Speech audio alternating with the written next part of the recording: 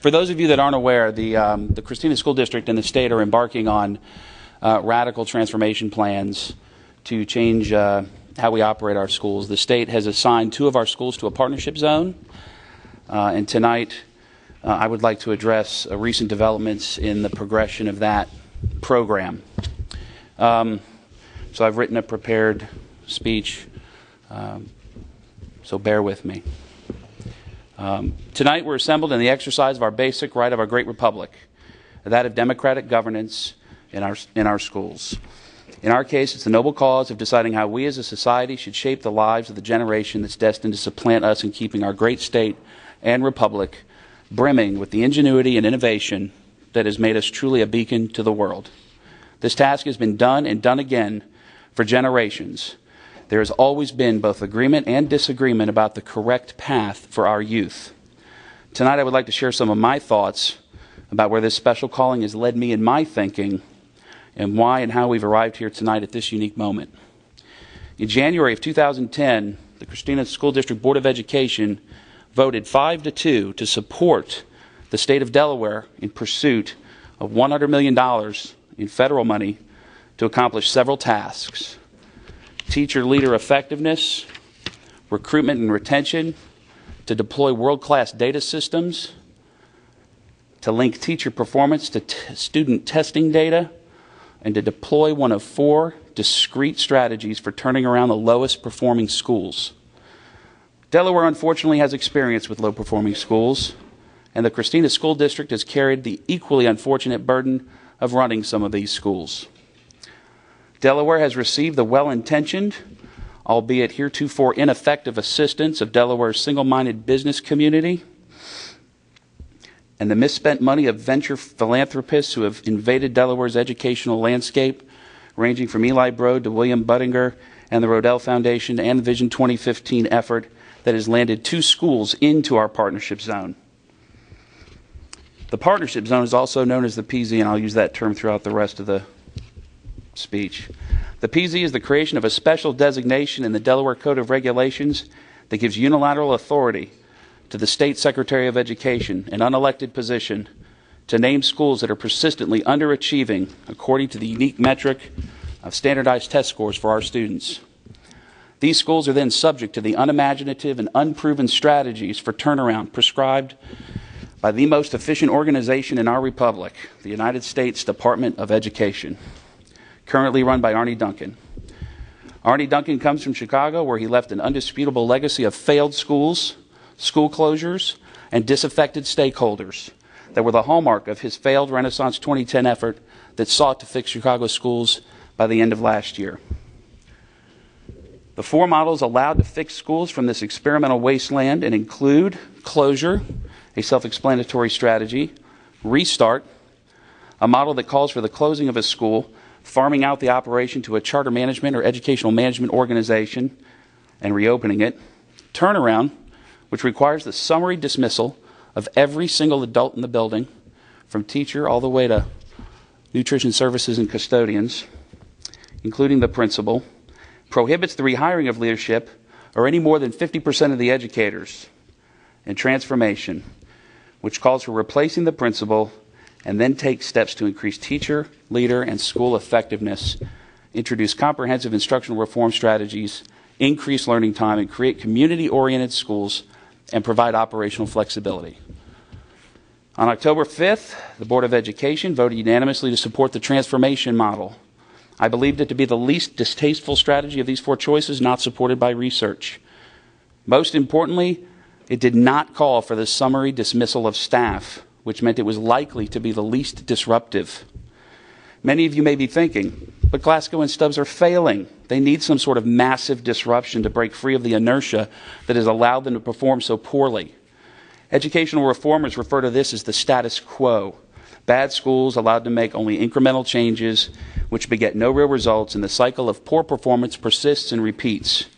This is a false label. The status quo is actually a series of poorly conceived strategies, often from the business community, that fail to recognize the value of educators, parents, and communities. Most importantly, they fail to focus on our real constituents, our students. This status quo has been with us as a nation in earnest since the Watershed Report in 1983, A Nation at Risk. Since then, an overly healthy and robust sector of educational consultants has dominated the quick-fix reform strategies that have assisted in the nearly 30-year accelerated decline of education in our nation. Our current version of the ESEA, the Elementary and Secondary Education Act, No Child Left Behind, continues a legacy of labeling schools, communities, and children as failures, with accountabilities that actually exacerbate rather than ameliorate the problems. Now Secretary Duncan has decided that America, with its firmly embedded competitive culture, should indeed compete for money, creating by default a series of winners and losers. I don't believe any child should lose. And this idea strongly drives my feelings about race to the top and what we are doing to Glasgow High School and Stubbs right now. I have not yet met a child that enjoys a disruptive environment like the ones these four pernicious models promulgate upon our schools.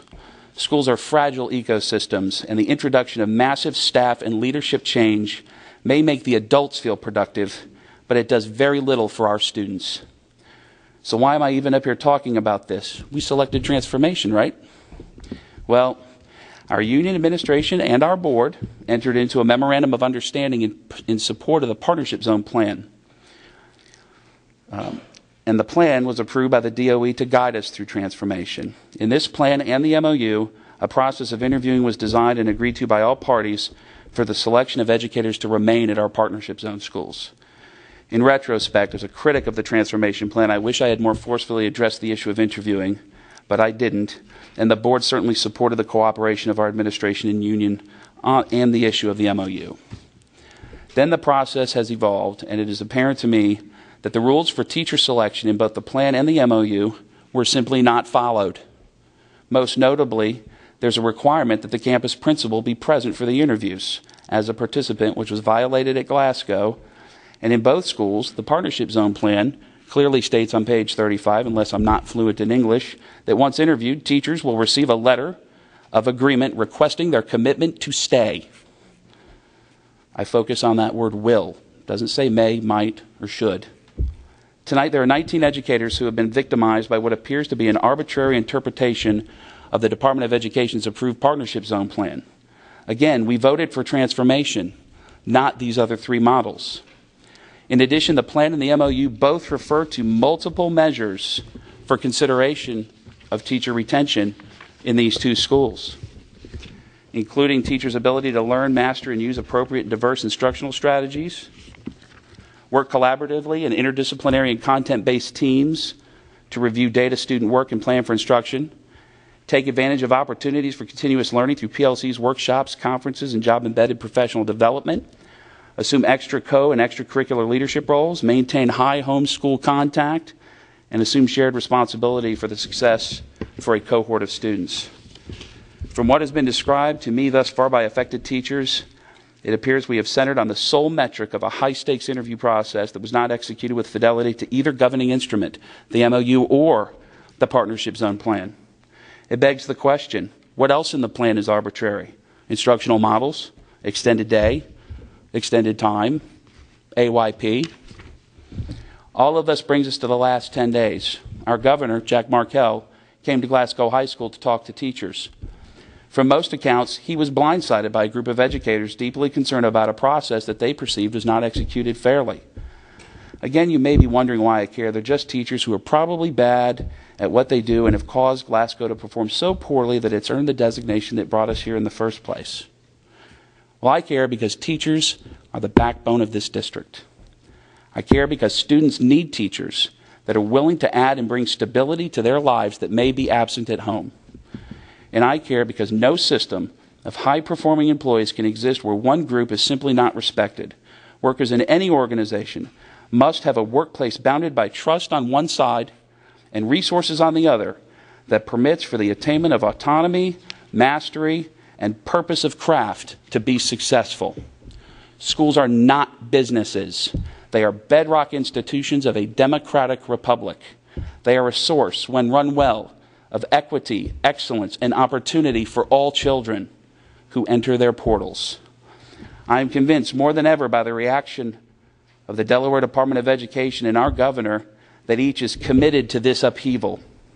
They seem to be clinging to strongly held beliefs, despite evidence these beliefs are causing more bad than good. In fact, researchers have shown that people maintain incorrect beliefs about things despite overwhelming evidence showing them their beliefs are incorrect. This tendency is called the irrational persistence of belief. Researchers have stated that the irrational persistence of belief is one of the major sources of human folly. As many have noted, we tend to hold our beliefs without sufficient regard to the evidence against them or the lack of evidence in their favor. One of the detriments of the irrational persistence of belief relates to how people to think about how they should think. Some beliefs about thinking lead to poor decision-making, such as the belief that changing one's mind is a symptom of weakness. Flip-flopping on an issue because it is politically expedient to do so is one thing. Changing one's mind in light of new evidence or in light of a better understanding of the evidence is a whole other thing. Maintaining a steadfast opinion regardless of its wrongfulness is not a virtue. It is a sign of poor thinking. We need better thinking from Dover right now. I am more disinterested in federal funds than ever because of the chaos those dollars are visiting upon my administration in the way of painful planning sessions, my teachers as they had no resources into the actual classrooms, and most importantly my students, as those dollars ride side-saddle with the destaving policies I've spent the last 10 minutes bashing. I've actually tried to support the partnership zone and until recently was working earnestly with the Department of Education to mitigate the effects of this disruptive change. That all changed when I pointed out that what was happening at these two schools was not aligned with their own approved plans or our own MOU. In that one email, I and my districts became the victims of the irrational persistence of belief. In closing, I would like to ask that Jack Markell and Dr. Lillian Lowry strongly consider the testimony about to be offered here tonight by the real stakeholders, and to please do so understanding, as Chief Executive and State Secretary, that you work for us, all of us, not the other way around. We are not your employees. You are ours. We are asking for your public service on behalf of the one often voiceless stakeholder block that matters, our students. The issue at hand is local. We are the governing body of the Christina School District, and so we will decide what happens in our district. If you wish to assert your regulatory authority based on these two schools to effect a state takeover of the Christina School District, that's your prerogative, and you are free to pursue it. But I would suggest with a fair degree of confidence that our stakeholders, whom we will listen to, will advise us to fight for our schools and to fight for local control. Our board, every one of us, is dedicated to improving the outcomes of every student in our district. We know we have not always lived up to that calling in ways that make us feel proud, but it is not for lack of effort. Our board is open to working with the DOE and the governor to effect changes in a methodical, respectful, and hopefully research-based and proven manner. Please stop the destabilization of our schools that you and your policies have set in motion and act with school stability as your primary calling. Because I guarantee you the money we are being given to make these changes is a fraction of the money necessary to make real and lasting change in Delaware. Race to the top is less than 1% of our budget annually in Christina School District over 4 years. I ask, please do this with us, not to us. The students, their families, and their teachers certainly would appreciate it. Thank you.